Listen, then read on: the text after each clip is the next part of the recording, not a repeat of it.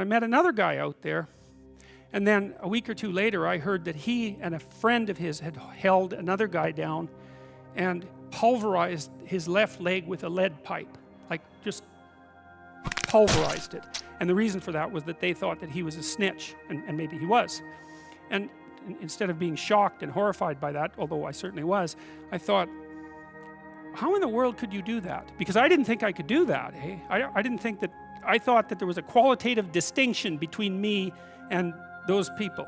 So I spent about 2 weeks trying to see if I could figure out under what conditions I could do that.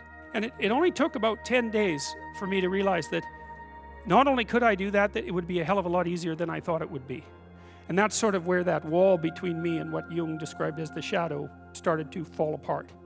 And that also was very useful because I started to treat myself as a somewhat different entity, because I hadn't been aware up to that point, you know, because I thought I was a good guy.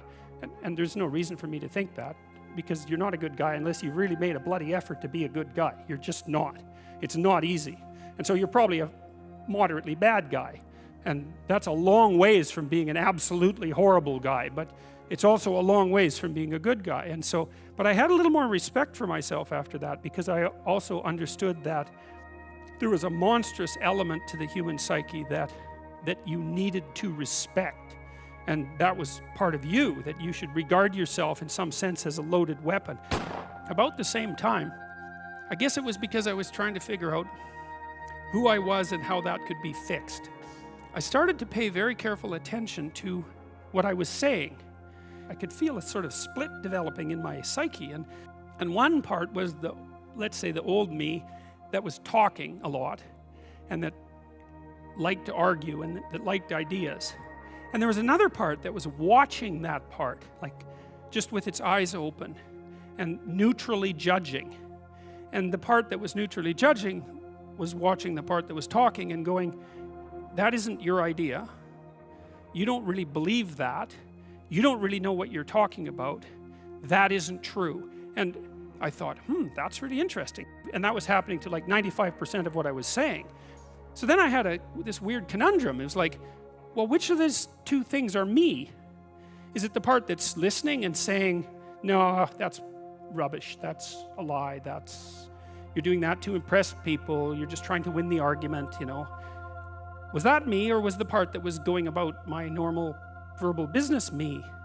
And I didn't know, but I decided I would go with the critic.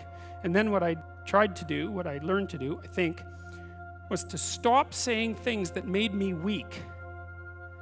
And now that, I mean, I'm still trying to do that, because I'm always feeling when I talk whether or not the words that I'm saying are either making me align or making me come apart. But anyways, I decided that I would start practicing not saying things that would make me weak. And what happened was that I had to stop saying almost everything that I was saying. It's a hell of a shock to wake up and realize that you're mostly dead wood.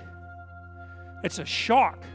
You know, and you might think, well, do you really want all of that to burn off? It's like, well, there's nothing left but a little husk, 5% of you. It's like, well, if that 5% is solid, then maybe that's exactly what you want to have happen.